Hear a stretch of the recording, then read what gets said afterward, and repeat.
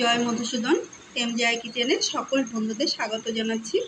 আজকে আমি থোড়ের রেসিপি করব। রেসিপিটা প্রথম থেকে শেষ অবধি দেখবেন আর ছোট্ট একটা লাইক দেবেন, ভালো লাগলে সাবস্ক্রাইব করবেন। আসুন ভিডিওটা শুরু করি।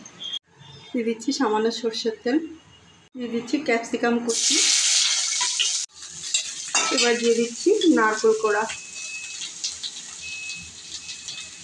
এটাও লঙ্কার সাথে নাড়াচাড়া করে নেবো একটু। এবার দিয়ে দিচ্ছি টমেটো কুচি আর কাঁচা লঙ্কা কুচি, এটাও নারকেলের সাথে আমি সাথে করে নেব।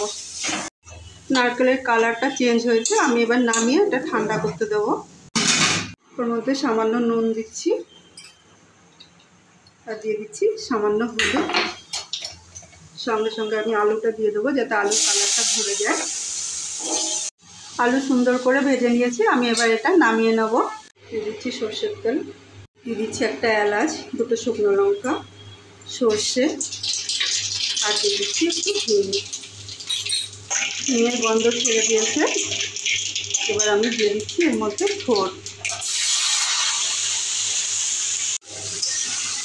আমি ভালো করে মিক্স করব আর যতক্ষণ সেদ্ধ না হবে নাড়াচাড়া করে কুক করব।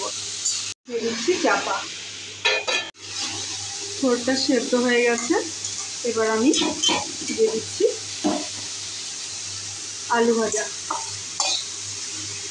এবার দিয়ে দিচ্ছি খুব সামান্য নুন আর সাথে করা সব মশলাটা ঢেলে দিচ্ছি।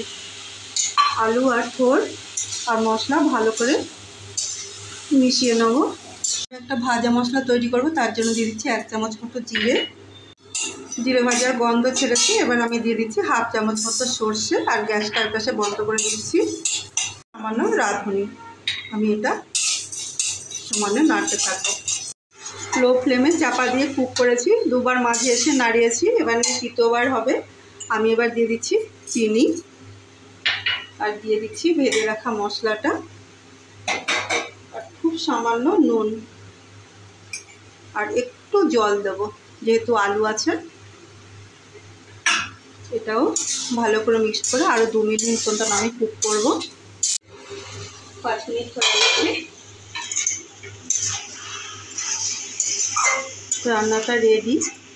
আমি এবার শেষে দিয়ে দিচ্ছি একটু ঘিটা মিক্স করে আমি গ্যাস বন্ধ করে কিছুক্ষণ রেখে দেবো। আজকের রেসিপি নারকেলি ভাড়ালি, সম্পূর্ণ নিরামিষ।